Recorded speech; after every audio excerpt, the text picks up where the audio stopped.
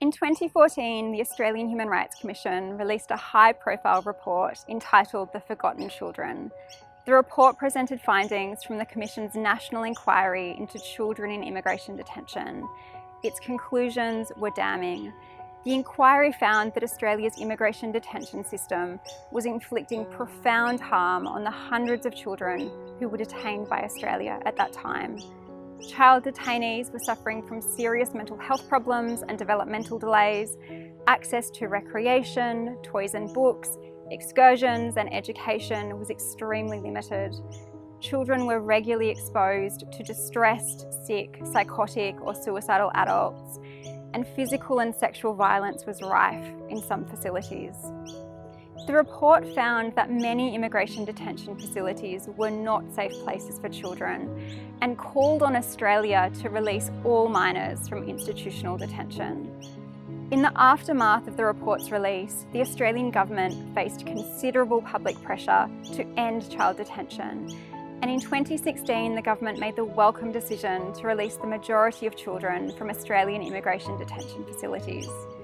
The legislation that allowed Australia to detain minors, however, remained in place, and at times Australia continues to subject children to institutional detention. My name is Dr. Michelle Peterie. I'm a Senior Research Fellow in the Sydney Centre for Healthy Societies at the University of Sydney, and I'm the lead researcher on the Forgotten Children 10 Years On research project. More than a decade on from the Forgotten Children report, our team is asking what happened to the tens of thousands of children Australia has detained under its policy of mandatory immigration detention. A large body of research now attests that immigration detention harms children during their detention, but remarkably little is known about the life course consequences of childhood detention. Our world-first study therefore asks three key questions. How do children's detention experiences shape their well-being and life trajectories in the years and decades after their release? How do children's experiences after detention, including things like whether they have access to permanent protection, shape outcomes? And what can be done to improve long-term outcomes for children who have been subjected to immigration detention or are at risk of immigration detention in the future? The project is a collaboration between the University of Sydney, the University of Queensland and the Australian Human Rights Commission.